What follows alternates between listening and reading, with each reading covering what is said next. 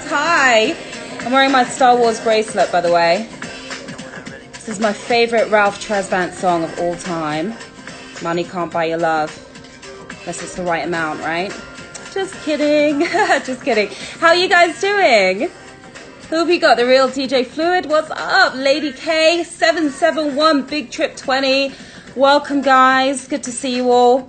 This, of course, is the last, well, not necessarily, of course, but this is the last episode of Let's Go Live of 2020, and we are going out with a bang, because, yeah, the legend himself, the music icon, the new edition frontman, Ralph Tresvant. He's going to be on in just a second. Hi, Fee. Big shout out to Fiona Bloom, who helped make this interview happen as well. So we've had some great guests on, right? Everyone from Chris Rock to Johnny Gill just recently. And now it's going to be Ralph Tresvant, who has been very private throughout his career, right? Started in the 80s. We're just now learning more about him as he's doing more and more interviews. And I think he's here. So let's bring up Ralph, yeah. I'm so excited. I'm a big fan. I actually knew his solo work before I even knew about New Edition. So, Ralph. Hi. There you go. Hi. How are you doing? It looks like a nice day where you are. Where are you? Yeah, it's nice. It's pretty nice. It's, you know, compared to East Coast, I'm out on the West Coast right now. So compared to over there, it's doing all right. Yeah, we've had some snow lately. So I it's heard. freezing. Yeah, I heard. I have family still there. My cousins, I'm on the phone with them all the time, and they just, Okay. going through it right now, digging their cars out the snow and stuff like that. Yeah, typical New York stuff. It's rough. It's rough. The holiday season is here, Ralph, and obviously Christmas is looking a little different for a lot of us this year because of the Yeah, pandemic. What are your plans for Christmas and the holidays? it's still okay. I got my, my family's coming by. My one Nice. daughter, she's still in Georgia, so she won't be here with us. But we'll Snapchat her and do whatever we can to get her on the video. My grandkids and stuff. But my sons will be here. My youngest daughter will be here. Okay. Pretty low key. Right here at the crib, do a little small something. Exchange gifts and send everybody on their merry way. So what's on your Christmas wish list? On What do you mine, get Ralph Tresvant for Christmas? I don't know. I don't have a lot. Just Uh, peace. Like calm, peace. I want to see everybody else around me smiling. As long as everybody else is happy, I'm usually good with that. Watching the grandkids glow and open up stuff like that. I'm at that point now where, I guess I'm just enjoying being Santa Claus instead of expecting something. I hope 2021 brings us a better year than 2020 has. So maybe if that could come along, I'll be a happy camper. I get back out there and start touring.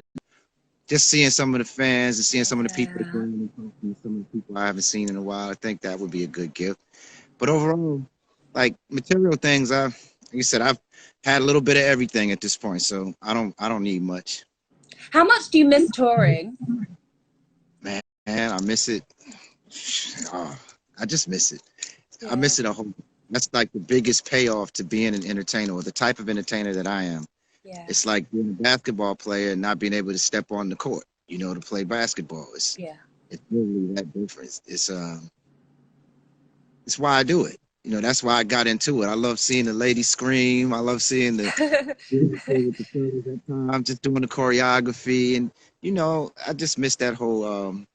That's a part of my life. That's a major part of my life that I haven't been able to do it, and so I just miss it. It's just. Yeah.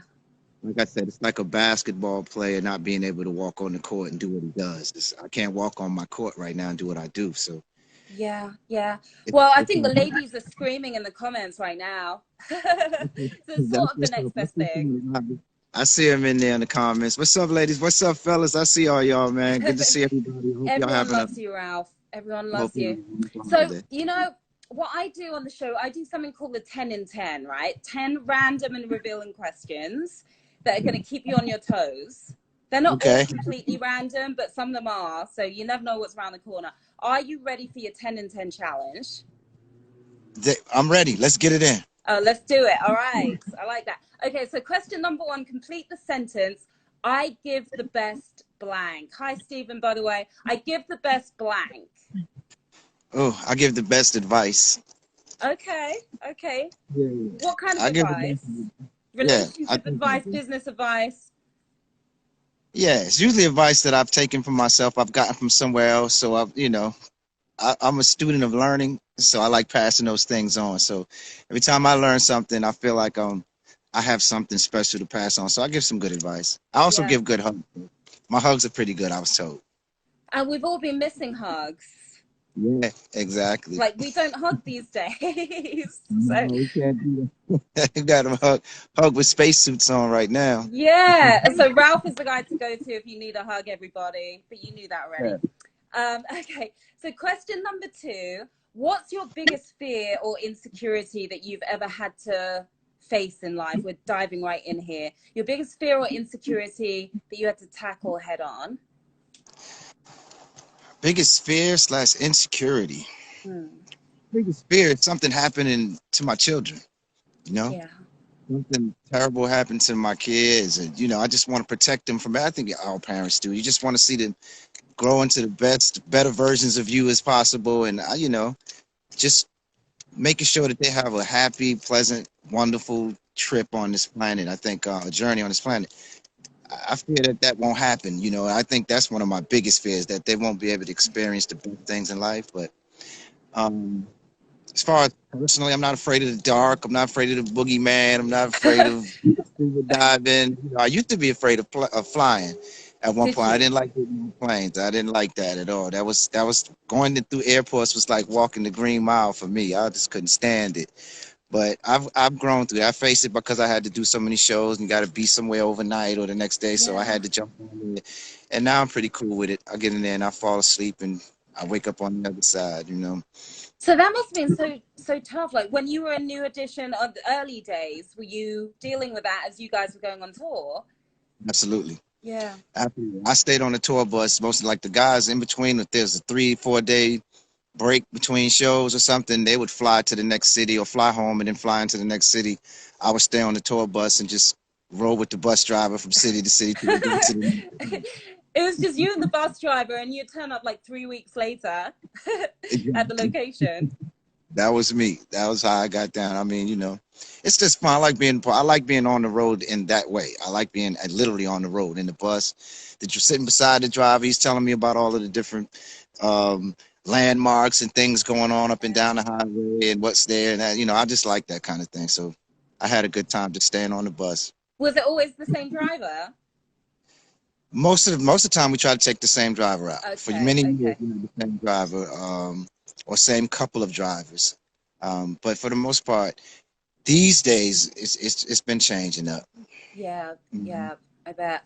All right, good answers, good answers. So question number 3.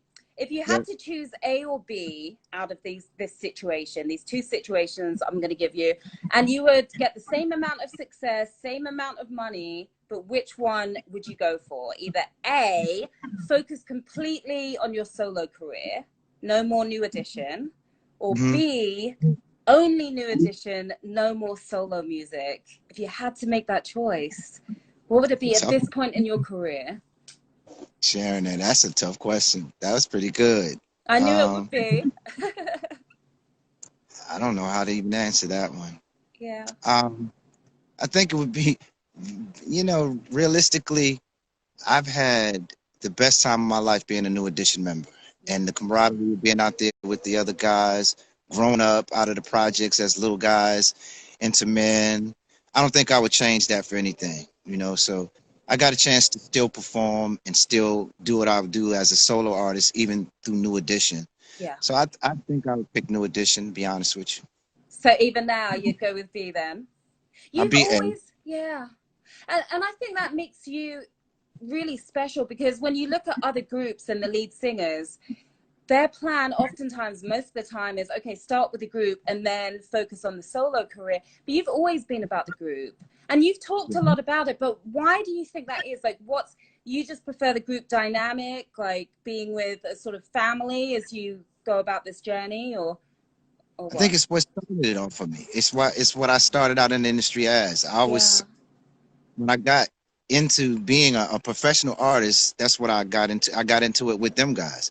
I didn't have the dream as a young guy to be on stage by myself and performing and being an artist and all that. It's until I got around, Ricky and Bobby, that I started really getting the bug. Like, okay, we can do this, man. I think Yeah. this it's just the dreams, the memories, the watching it all take place from just little guys trying to make the girls around the projects, like us or scream for us or something, or routines to, doing it on a national, international level was like all of that just goes hand in hand with why I love that so much. It's just a part of why I got into the industry Yeah. altogether. So, yeah, I would say New Edition. A would be my answer.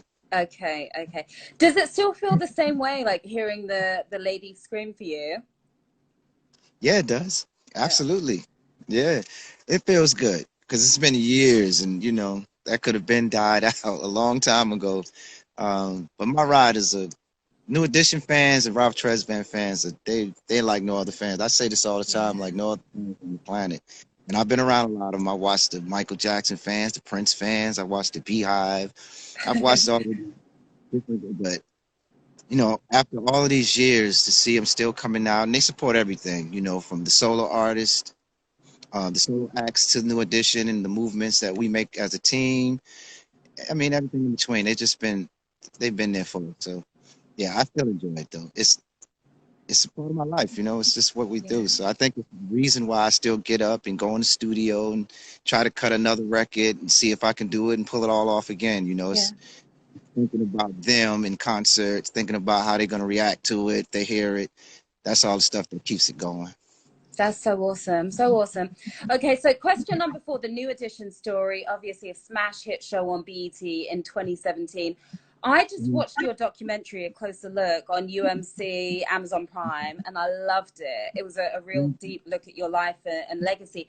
But you said that you had mixed emotions about the New Edition story. So I want to know, is it about what you saw on screen, these mixed emotions, or is it about the way some of the group members handled the opportunity?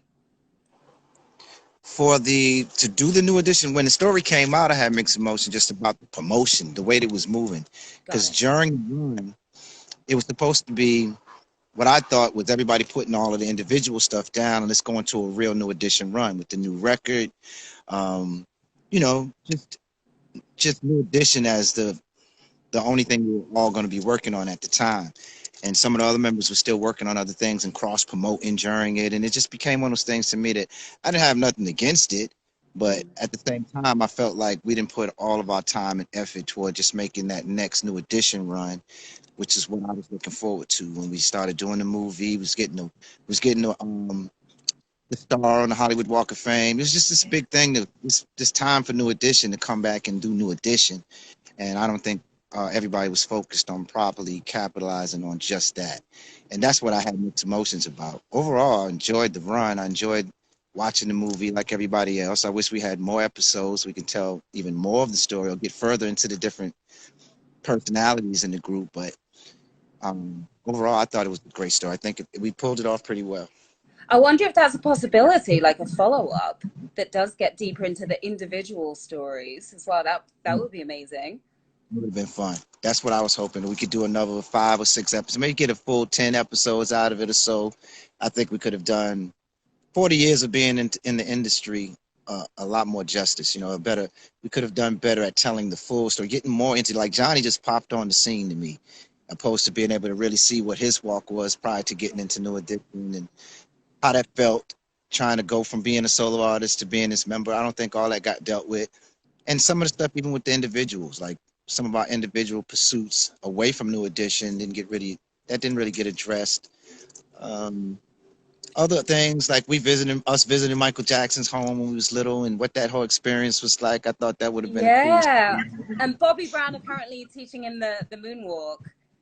Right. So All that's that kind true, that he taught him the that moonwalk he for the did first what? time. Oh, well, that's what from what I understand, he did ask him about that while we was at the house because there was a move.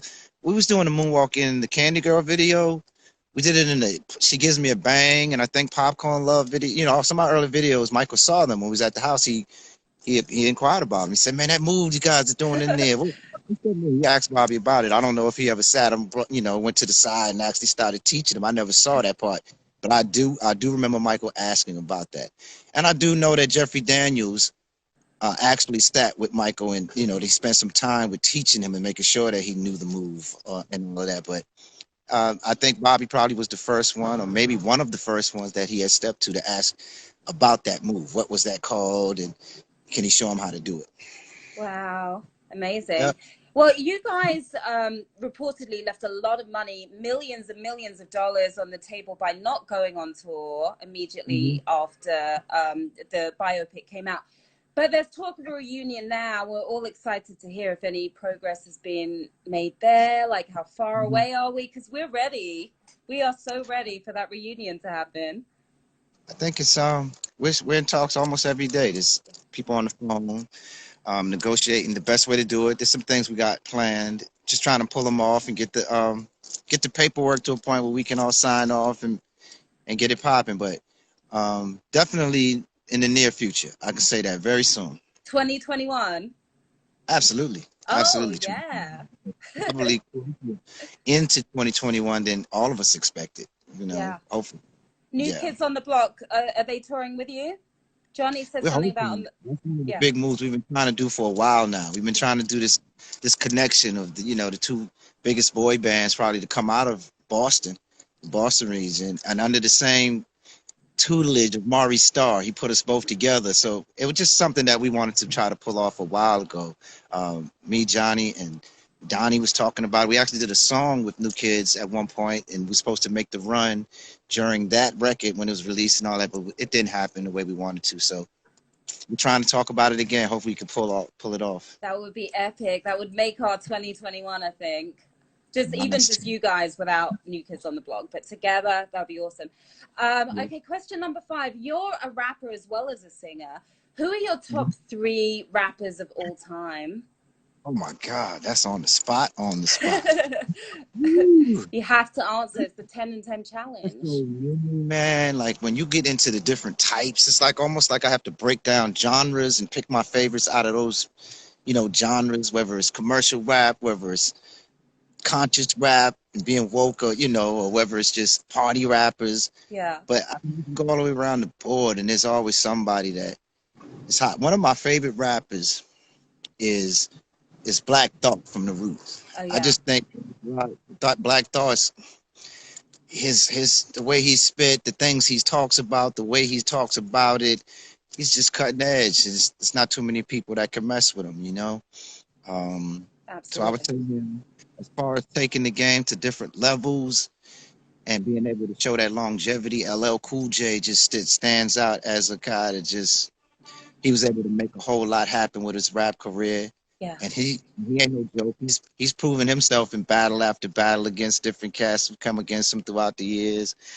But I can go on from Common, Mos Def. I loved Pac and his image and how he was moving. I can't really Yeah. I can't pick the top 3, but when it comes down to just line for line, rhyme for rhyme, and just being that consistent guy, every time I see him, he's going hard, he means it. It's Black Thought. I would just put him at the top right now. Yeah. Yeah. That's a good one. What do you think of today's hip hop? Obviously, very different.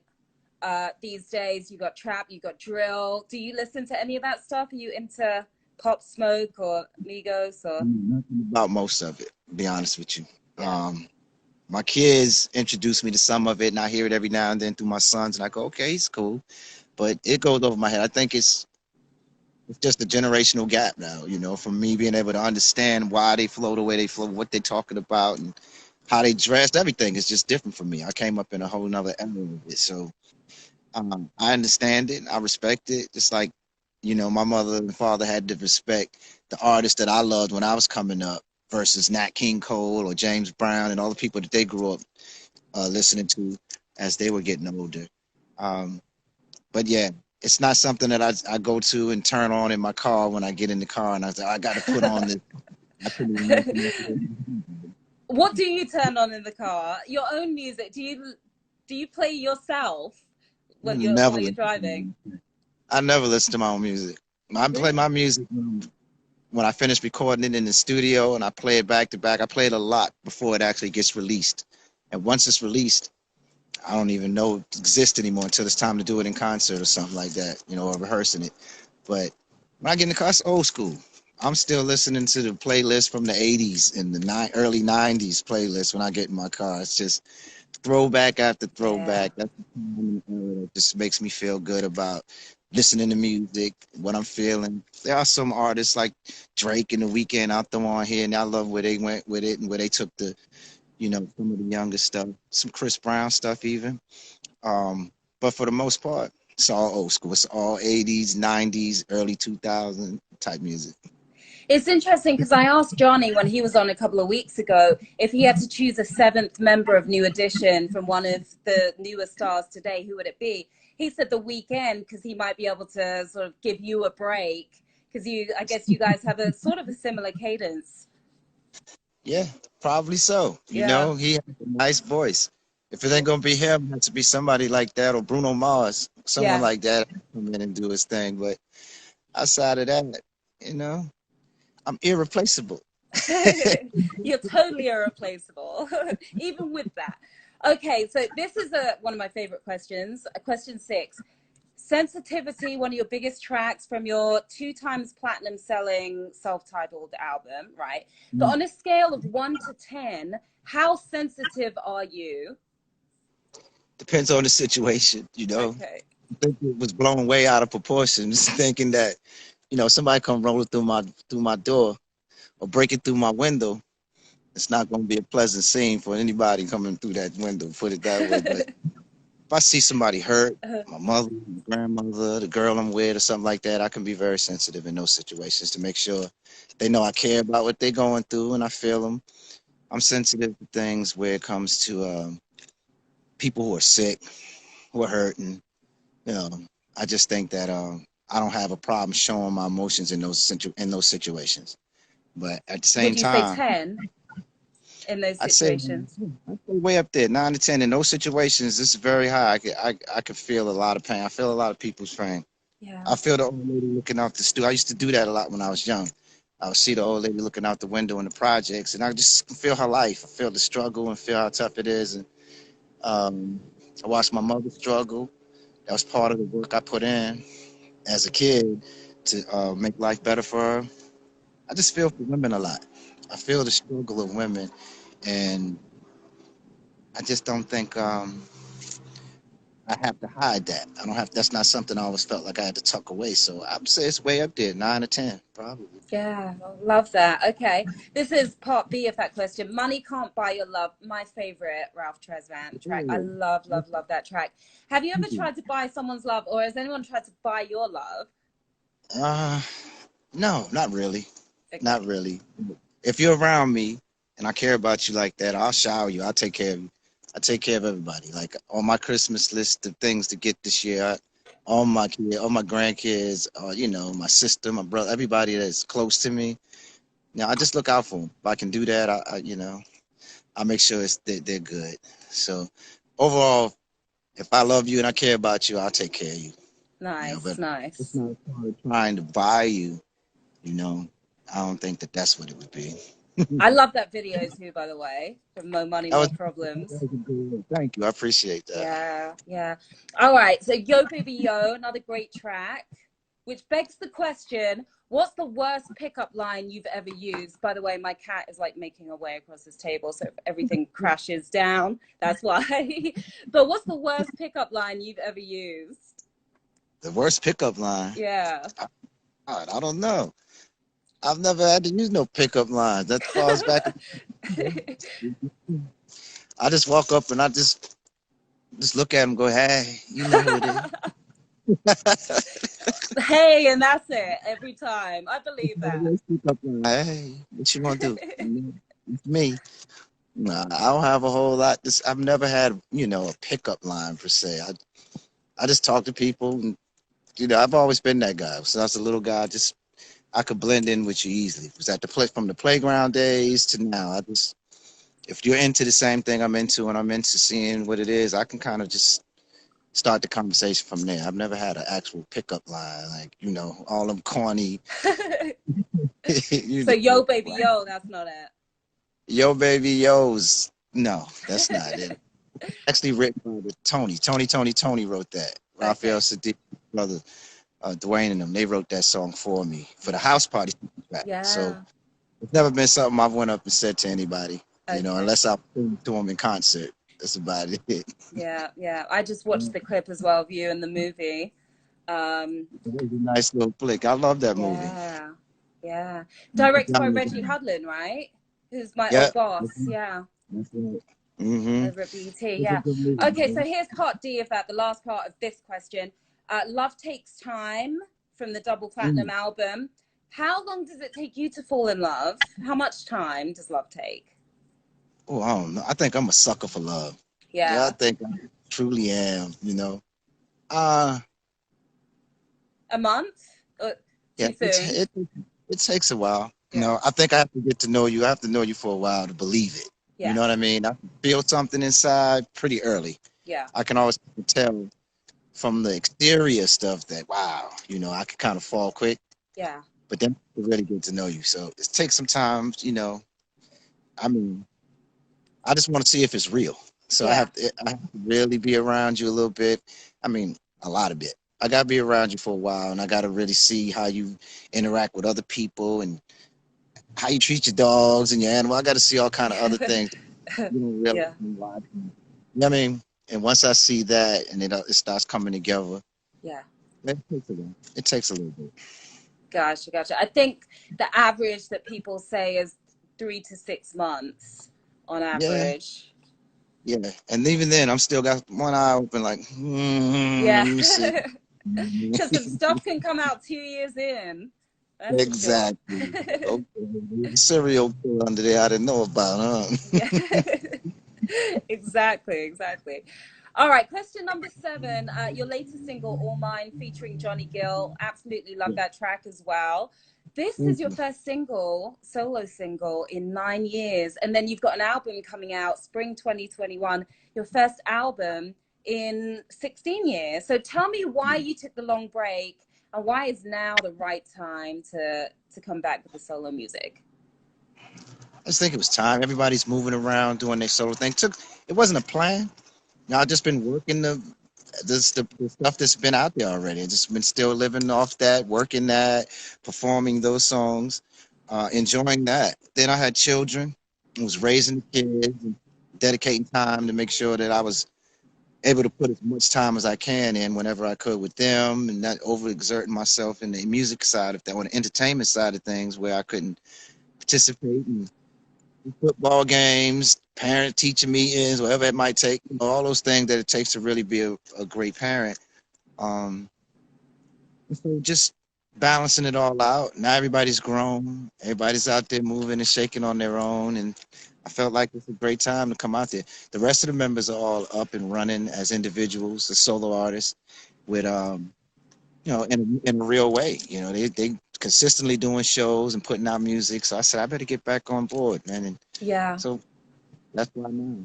Mm-hmm. Do you feel nervous before releasing new music, like before All Mine came out, like, or is it excitement, or what kind of feelings and emotions do you go through? Yeah, it's always you get the butterflies. You hope Yeah, everybody likes it. You yeah, want to hope you put together something that people gonna like. And nowadays, social media is it's relentless. It's a beast. You don't know what's gonna happen. So I started listening and looking for all the feedback and making sure that I'm hearing positive things. But yeah, until then, you got that knot in your stomach. You kind of have that. Okay, I don't know, man. I feel yeah, like we got something good, but yeah, it damn should have you a little twisted inside for a second. Like, I hope this is the right one. I hope they enjoy this. So yeah, I get butterflies still. I still get that going on stage, do depending you? on until I actually hit the stage and I start feeling the flow of the records and the crowd's energy. It takes a second, but until then, I get them butterflies and that little undertow. After all these years, it still happens. But that's what makes you perform better. Yeah. That's what makes you perform. You can't take it for granted. You go out there ready to hit it home.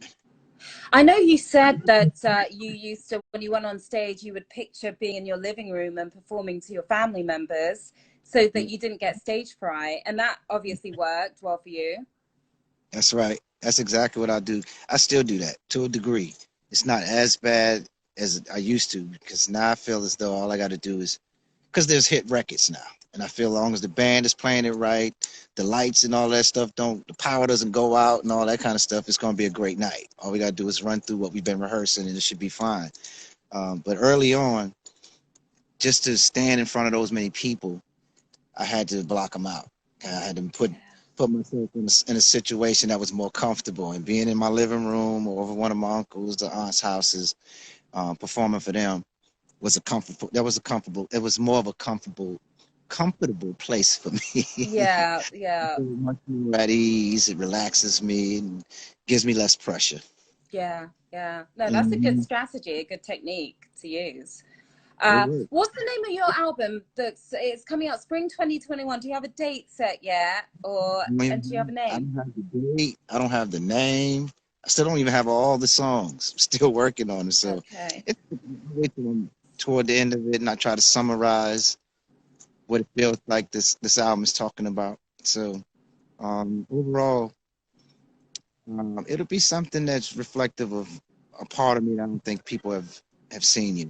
So that's the whole idea. Either that or it's going to be the extreme of something they already know about me, which is I'm all about love, all about, the ladies, all about, making it happen like that in relationships, love making, all that kind of stuff. So overall, I think it's going to be a summary of those topics. Got it. Well, we're very excited to hear it. That's for sure. All right. So question number 8. I'm going to give you 4 different things, and you tell me whether you believe they're real or not. Okay. Okay. So the first one is ghosts. Ghosts? Ghosts. Yeah. Yeah, I think ghosts are real. Yeah. Why? I think spirits are real because I've had situations that felt like that when I was little. I've had situations happen to me where I've heard footsteps. So I've felt my feet sink down in my bed and stuff like that when I was in the project. I've heard stories from my mother and my aunts and them. So it's just been handed down to me that way to believe it. So yeah. And I've had my own little situations after I heard their stories that kind of confirmed it for me. So yeah, I believe they did. Yeah, I believe in ghosts too. Okay, so the second one, aliens. Do aliens exist? Aliens? Yeah. I think it's too big and too vast of a universe for us to be the only ones.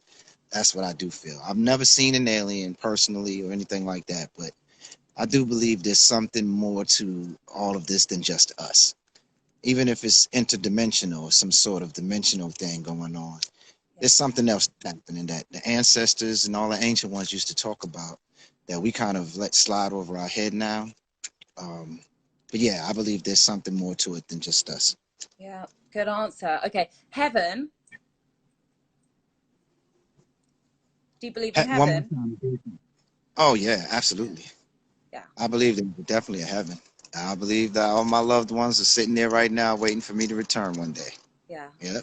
Watching down on you proud.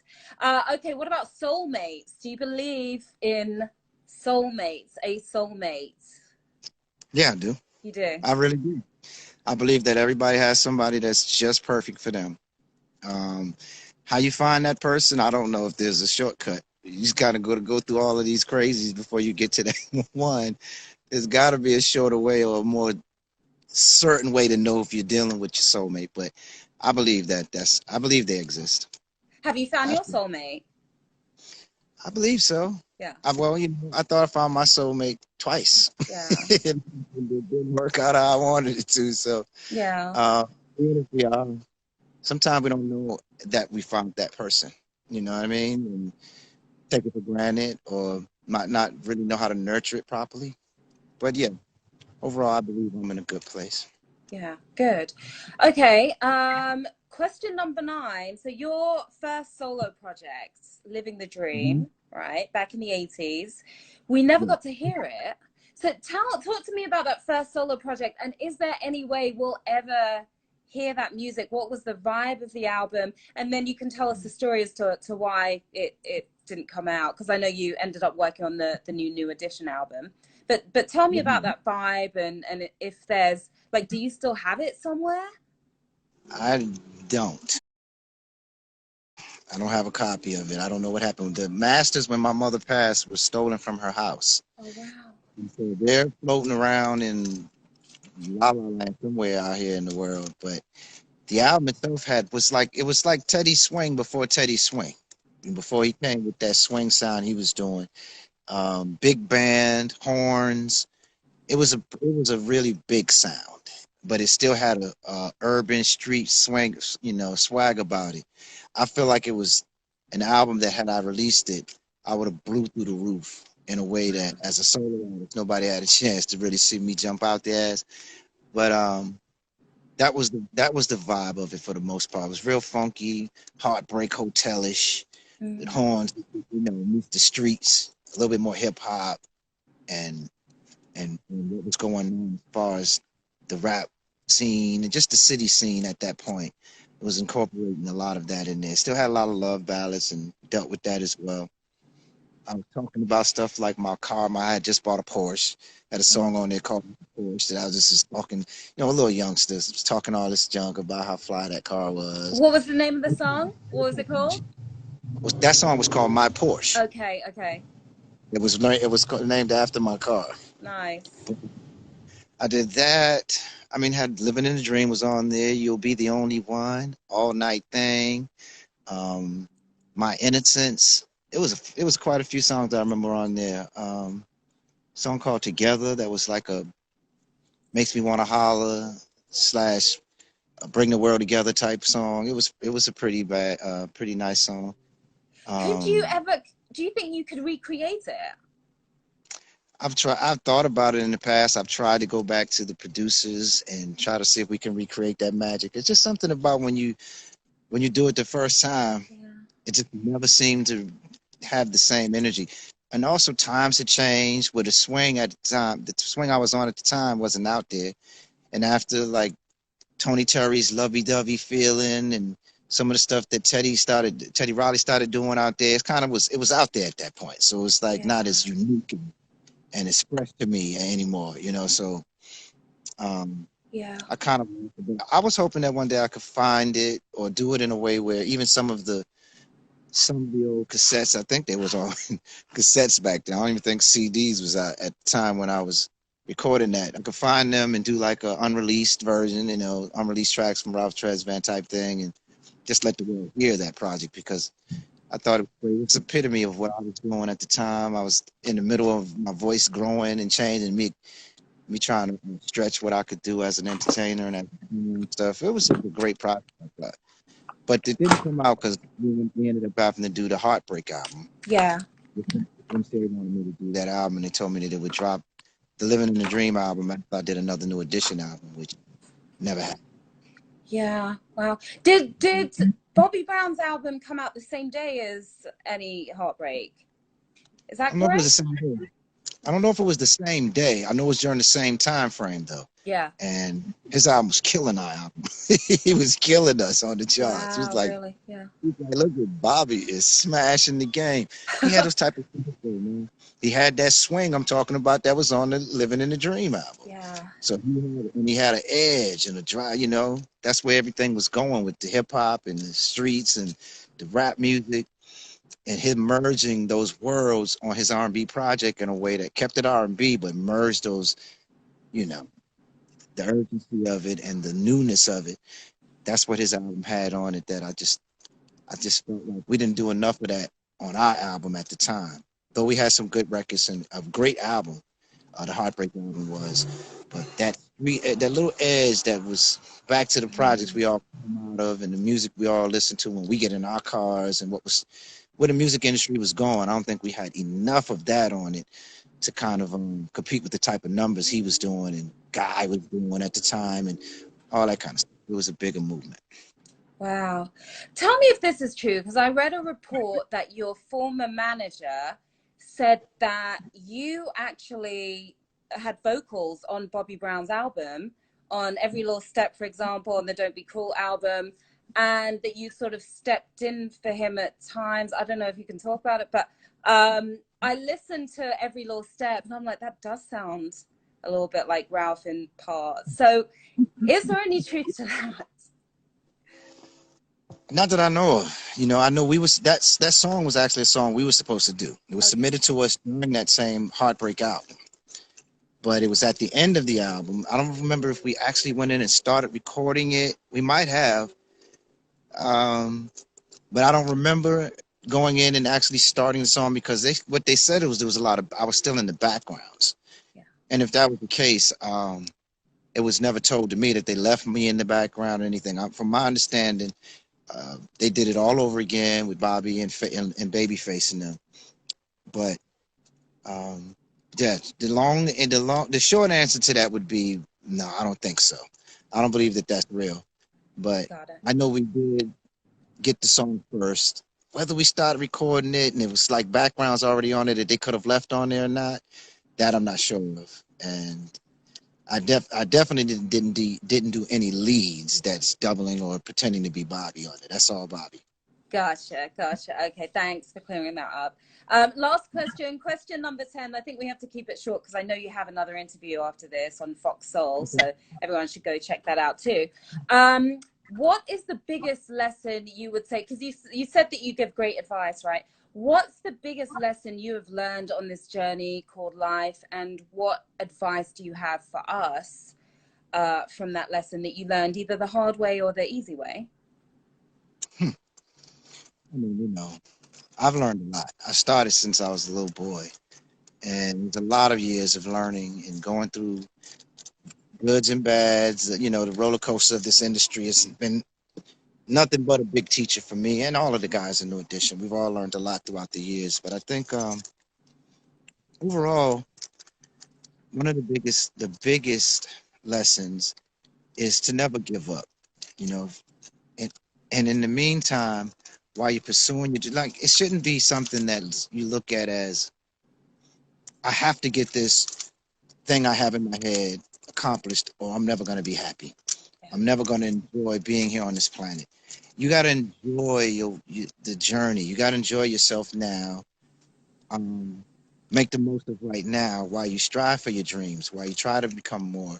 That way, even if you don't, if you fall short, you still had a great life. You know, there's a lot of people who wake up after pursuing whatever for many, many, many years, and it didn't happen the way that they always had it in their head, and they just feel like life was miserable all the time, all this time. And now you can't go back and get those years. You can't redo them. And then you're in your 50s or your 60s now, and you feel like you just missed the boat, opposed to feeling like you had a great time trying to accomplish your dreams, you know? And so for me, try to enjoy the journey as much as the goal, you know, trying to achieve the goal. You know, that's what I would say at the end of the day. So there's no regrets. If it fall a little bit short, or if you fall all the way short, you still have a wonderful life, you know. That's amazing advice.